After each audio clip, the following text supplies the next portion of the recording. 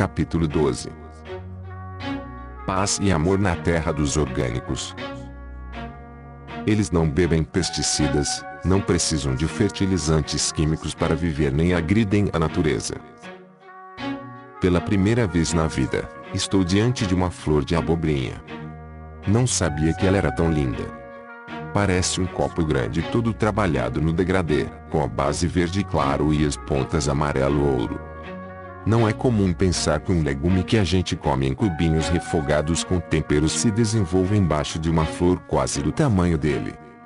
E que essa flor pode ser comida e é deliciosa.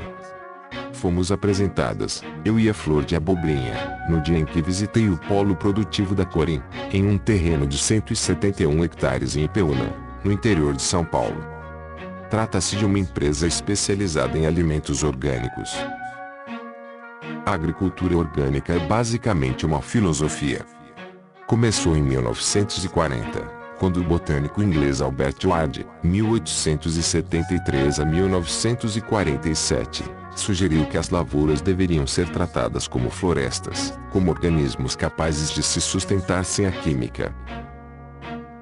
Na agricultura orgânica, então, os fertilizantes de laboratório cedem lugar a adubos como esterco e restos de vegetação.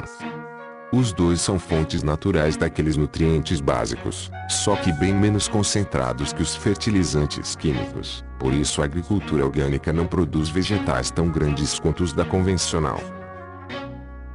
No lugar dos pesticidas sintéticos, entram seres vivos, vespas para combater insetos comedores de cana, joaninhas contra pulgões de hortaliças, e por aí vai. Mas, a rotação de culturas também serve como pesticida. Se você reveza uma plantação de milho com uma de legumes, por exemplo, não deixa nem as pragas que gostam de milho nem as chegadas em legumes dominarem a lavoura.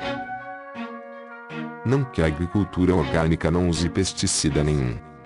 Ela usa alguns, como enxofre e inseticidas à base de plantas.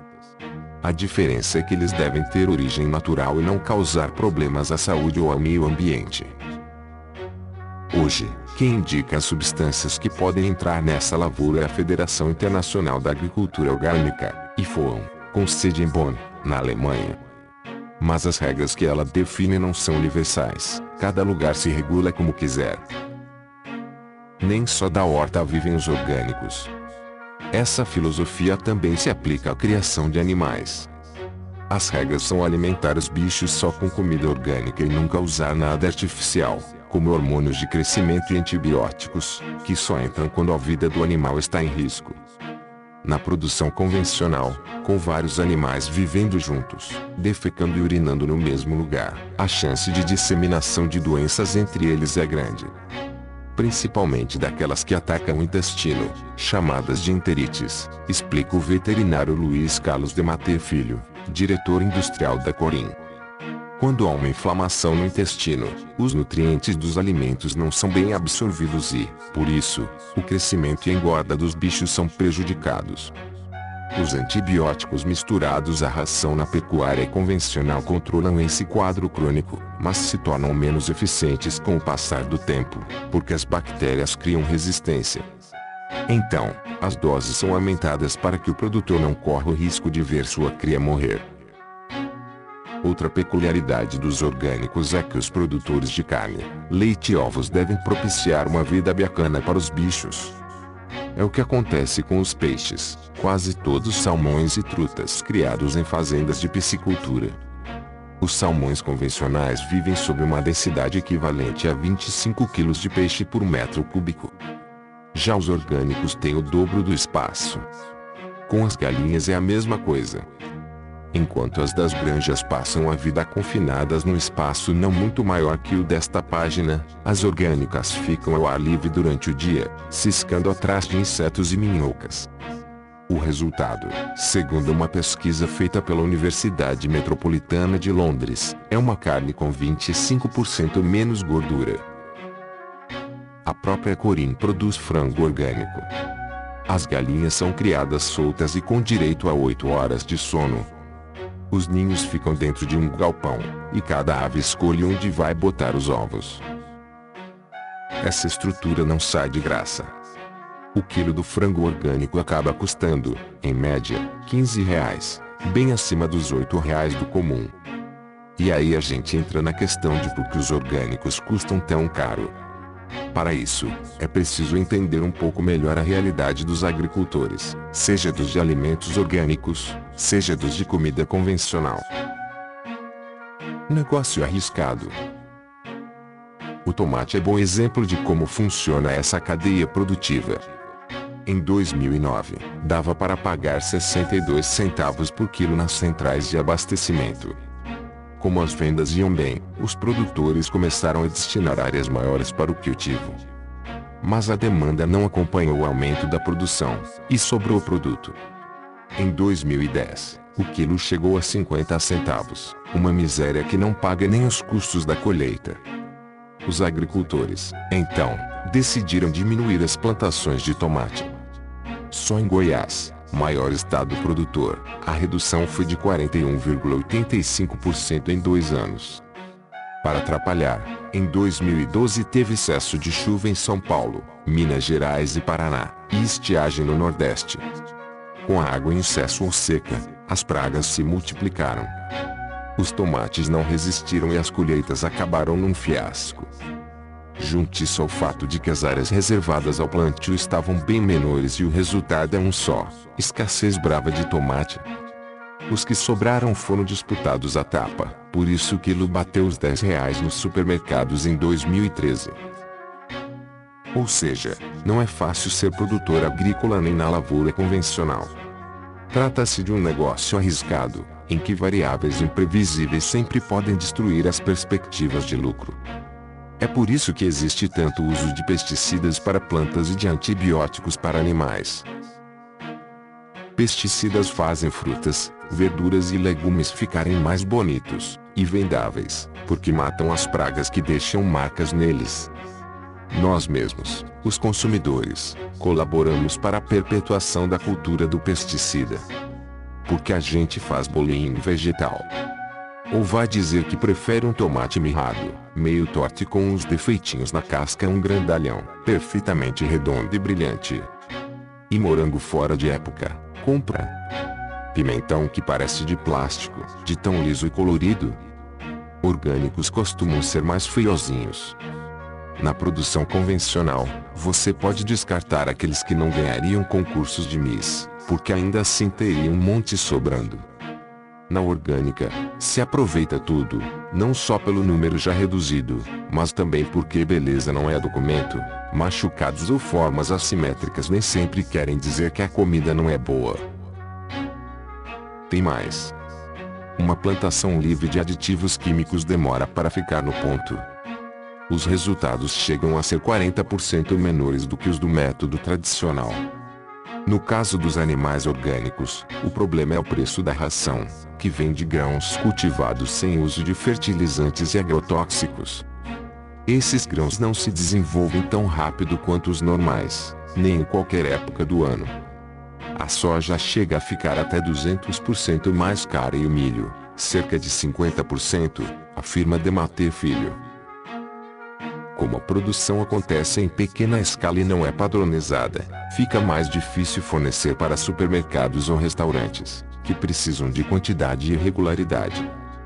Daí o entrave para a produção em massa. E produzir em pequena escala encarece qualquer produto. Também não existe tanta gente comprando e, por isso, poucos agricultores conseguem ganhar dinheiro suficiente para sobreviver desse mercado. Pior. Mesmo que o preço final de um orgânico seja em média 30% mais caro que um convencional, é comum ver alimentos que custam 100% a mais. E isso porque os supermercados conseguem negociar custos melhores com os produtores, já que compram sempre em larga escala. É o efeito Ferrari: se um carro custa muito, ele é acessível somente a uma parcela da população. Claro, tomates não se comparam com Ferraris, mas consumir orgânicos hoje em dia significa fazer parte de uma elite que pode colocar a saúde na frente do preço. É só olhar os espaços destinados a esses produtos nas prateleiras dos supermercados, organizados como uma área VIP. Nos bairros pobres, a chance de encontrá-los é quase zero. Mesmo assim, existem opções orgânicas mais baratas. O Instituto de Defesa do Consumidor, IDEC, pesquisou o preço de 7 alimentos orgânicos: tomate, alface americana, chuchu, cebola, repolho verde, berinjela e pimentão verde, em São Paulo, Curitiba, Recife e Fortaleza. A diferença de valores para o mesmo produto chegou a 463%. Em todos os casos, os mais caros estão nos supermercados e os mais baratos estão nas feiras orgânicas. 1 quilo de tomate orgânico, por exemplo, pode custar até 115% a mais em uma grande rede em São Paulo e 259% no Recife. Em Curitiba, a alface americana orgânica pode sair por 1/5 do preço na feira. Para muitos alimentos, o cultivo orgânico já tem os mesmos índices de produtividade do comum, diz o engenheiro de alimentos Fernando Conilhos Rebelato. E não é só porque para os orgânicos não existem gastos com fertilizantes químicos, nem com agrotóxicos, nem sementes melhoradas por grandes empresas. Os consumidores estão mais atentos a questões sobre biodiversidade e qualidade da comida. Quando você anda na seção de frutas, verduras e legumes convencionais do supermercado, não tem ideia de como aqueles vegetais foram parar ali. Para que eles resistam ao transporte e ao tempo de validade, são geralmente colhidos verdes, como acontece com bananas e tomates, e recebem spray de conservantes químicos. Na banana, aplica-se um fungicida na casca, para que ela não escureça. Alguns vegetais são besuntados de cera, para ficarem lindos e brilhantes depois de vários dias longe da terra. A cera também retém água nas frutas e vegetais, da mesma forma que os hidratantes fazem com a pele depois do banho. Ainda assim, comer vegetais é a alternativa mais saudável que a sua alimentação pode ter. Se eles vierem de produtores locais, terão menos conservantes e serão mais frescos. Isso é bom. Se forem orgânicos, melhor ainda. É difícil fazer estudos conclusivos sobre a qualidade nutricional da comida orgânica comparada à tradicional.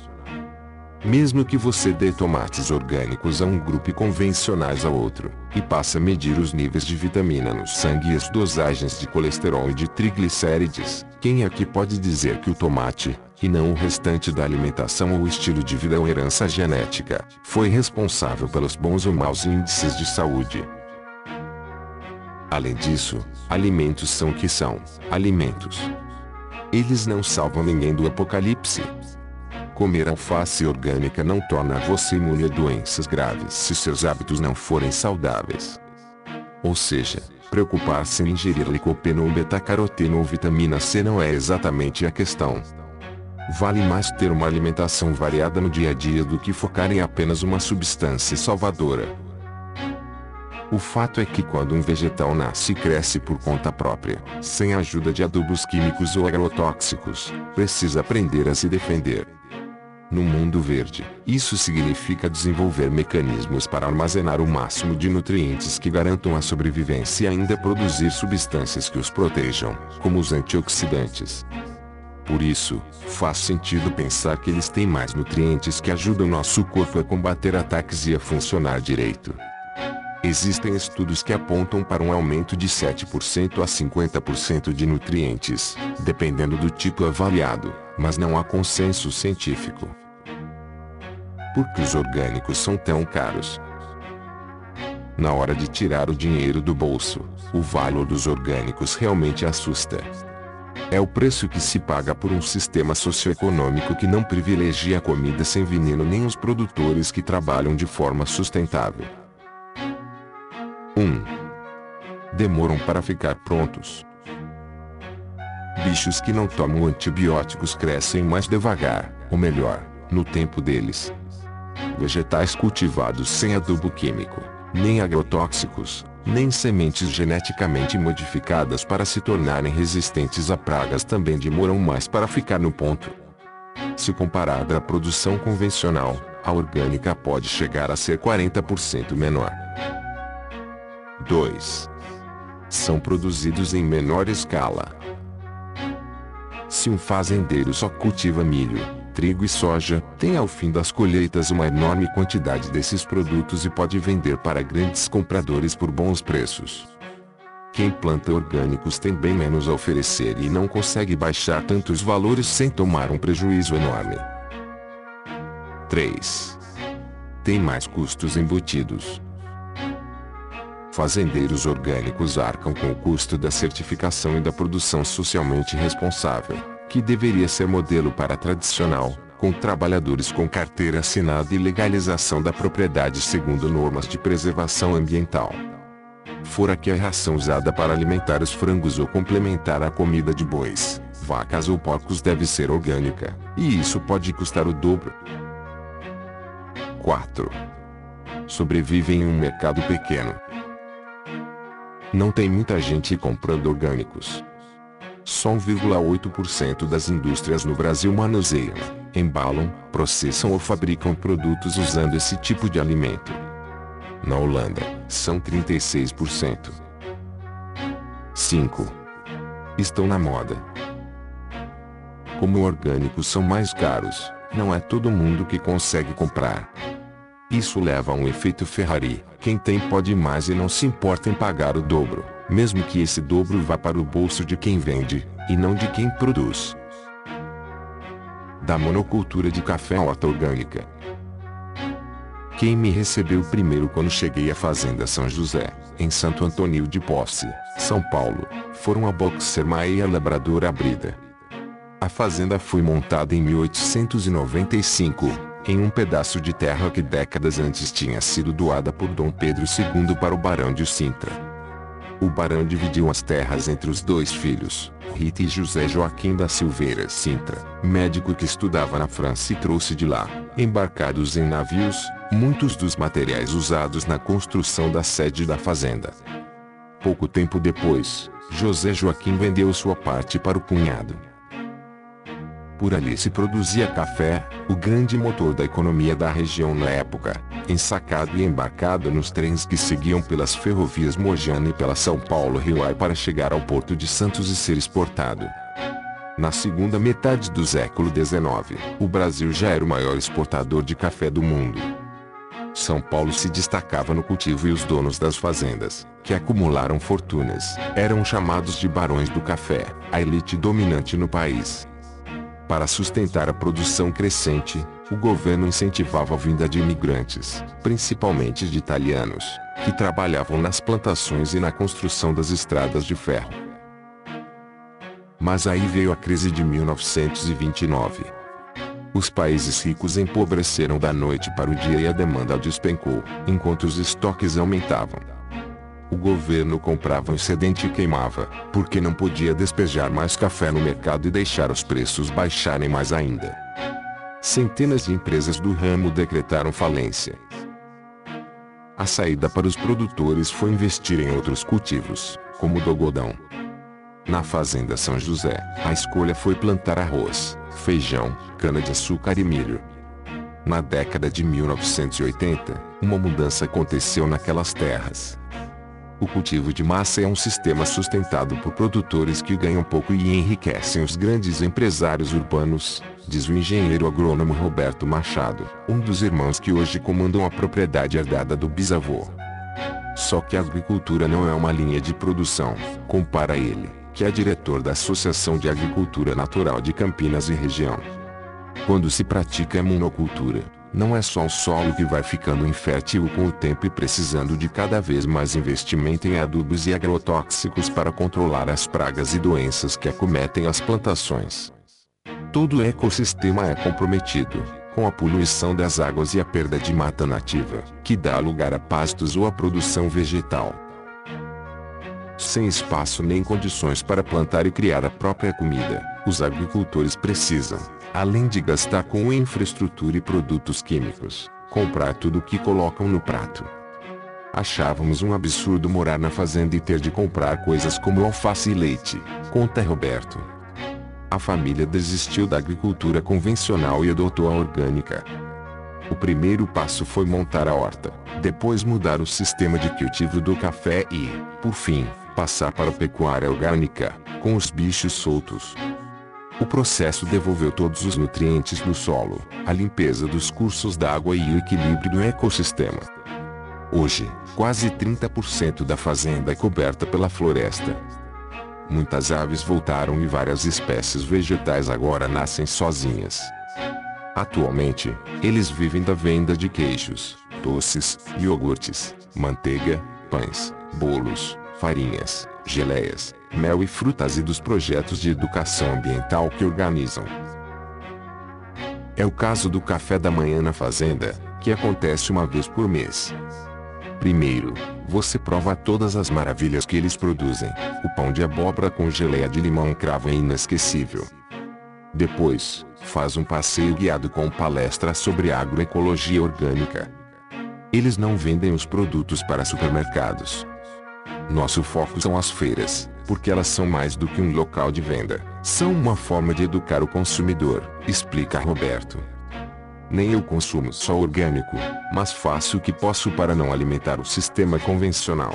Hoje, estamos mais antenados com os produtos químicos que podem estar na nossa comida. Principalmente depois que foram constatadas adulterações de milhões de litros de leite em vários estados, como Rio Grande do Sul, Paraná, São Paulo e Rio de Janeiro. Para aumentar o volume da bebida e manter a cor branca e a consistência, intermediadores adicionavam água não tratada, formol, água oxigenada e ureia. O formol é cancerígeno e pode levar à morte. Não há tantas feiras orgânicas por aí porque só em 1990 é que as associações de produtores começaram a se estruturar. Foi naquela época também que a certificação para essa categoria passou a ser definida. Desde então, é cada vez mais comum encontrar orgânicos nos supermercados também. A certificação oficial para a categoria só apareceu em 2011, ou seja, é um mercado que nasceu agora e ainda tem muito que se desenvolver para virar uma alternativa acessível a mais gente. Os orgânicos nunca foram uma preocupação dos governos, diz Roberto. Agora que os problemas alimentares estão crescendo em um ritmo preocupante, as iniciativas surgem. Mas elas são reativas, e não proativas. No Brasil, existem 90 mil produtores orgânicos, 95% deles são pequenos e médios, segundo o IBGE. As terras destinadas a esse tipo de cultivo somam aproximadamente 1,5 milhão de hectares. No Brasil, o espaço destinado a atividades agropecuárias passa de 300 milhões de hectares, de acordo com o Ministério da Agricultura, Pecuária e Abastecimento. Quase 70% da produção vai para exportação, a maioria de café e açúcar, porque o mercado interno ainda é pequeno. Os Estados Unidos e a Europa consomem 90% da carne orgânica feita no mundo. Só 1,8% das nossas empresas de alimentos fabrica produtos orgânicos. Na França, são 7%, no Reino Unido, 21%, na Holanda, 36%. O governo federal até tem programas de incentivo à produção não convencional, como linha de crédito para produtores e uma lei para as prefeituras que recebem recursos do Fundo Nacional de Desenvolvimento à Educação, determinando que 30% da comida servida nas escolas venha da agricultura familiar, de preferência orgânica. O de preferência gera debates calorosos. Algumas prefeituras alegam que a produção é pequena para atender a demanda e que os alimentos não são padronizados, por isso não conseguem dar preferência a eles. Superorgânicos. Se boa parte dos consumidores tem um pé atrás com os transgênicos, os adeptos da agricultura orgânica têm os dois. Nada mais antinatural que colocar os genes de uma espécie em outra, não é? É, mas a própria agricultura, orgânica ou comum, não tem nada de natural. Todas as espécies que cultivamos são fruto de uma engenharia genética à moda antiga. Ao longo dos mais de 10 mil anos desde a criação da agricultura e da pecuária, fazendeiros foram selecionando os melhores espécimes de cada planta, geração após geração, para conseguir vegetais cada vez maiores e mais robustos. Engenharia genética na raça, com séculos de tentativa e erro em busca de mais produtividade.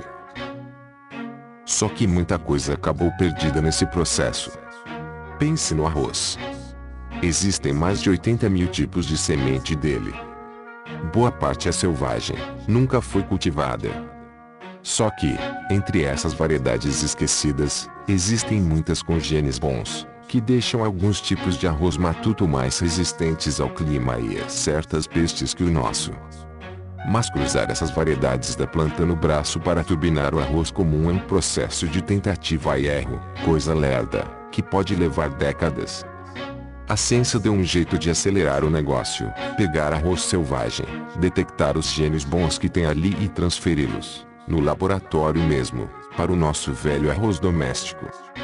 Um dos objetivos é criar super-orgânicos, vegetais tão robustos que, em tese, dispensem fertilizantes e pesticidas químicos. Tudo isso está em fase de testes, mas uma coisa é fato, a revolução verde dos orgânicos pode chegar logo. Quem comer verá.